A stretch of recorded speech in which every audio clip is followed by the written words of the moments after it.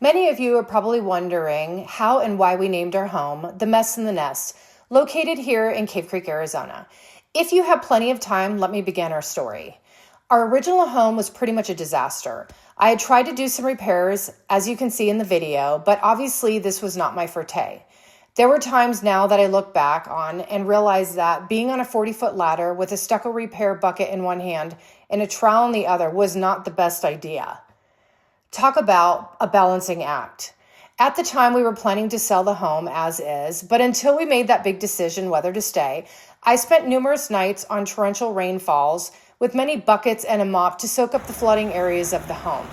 The old carpet that was a must to remove left splintered old floor sheeting that pretty much managed to get caught in the soles of our feet here and there. As most of us would have small keepsakes around the house, ours were a pair of tweezers for the slivers. My mother and I were not planning to stay in this home for long and had planned to move to California, where most of our family lived.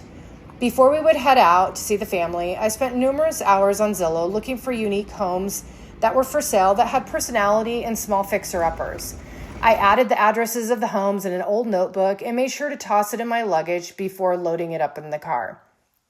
During our visit, and after numerous attempts looking at homes in Cali, nothing could compare to the property our original home back in Cave Creek had to offer, including all the non-disturbed land with the wildlife.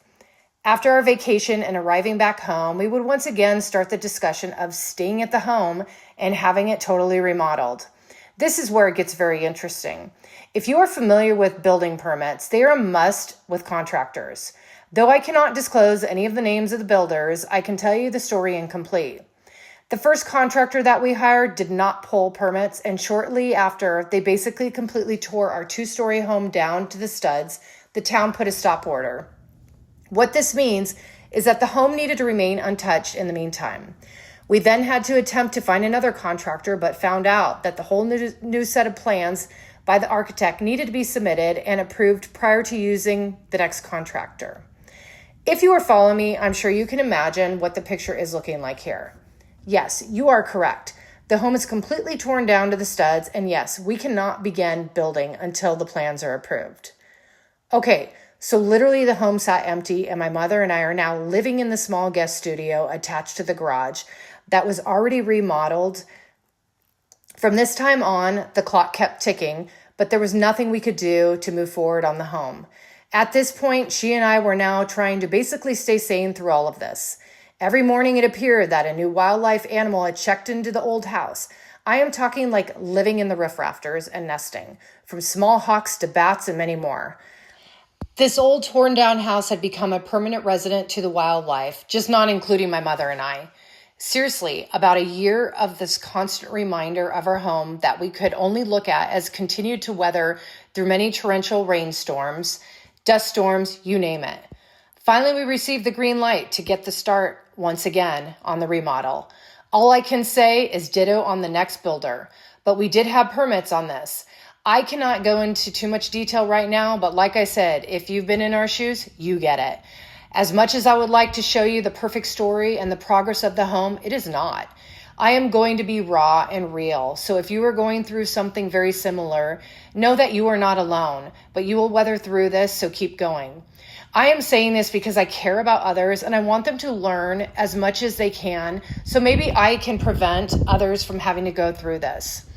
There were many times that my mother and I were in tears, disappointed that we made the wrong decisions, wanting to stay in this home, and maybe this wasn't the smart choice that we made. There were nights when the storms drenched the home and kept us up all night. We were so exhausted at times that it felt as if we were completely in denial and that our dream to finish this home was just a fairy tale and was never going to come true. As much as you may want to quit or your contractor dismisses your concerns, make sure that you understand contracts and always ask questions or concerns. Everyone's situation is different, and I cannot give advice except recommend doing research as best as you can because building situations are all so different. So as the story continues, you will see sides of stressful situations and great accomplishments with us. We will continue to keep updating you in the progress of the Mess in the Nest home tour, and I hope you continue to join us on our journey and subscribe for our latest videos. It's the small things that matter.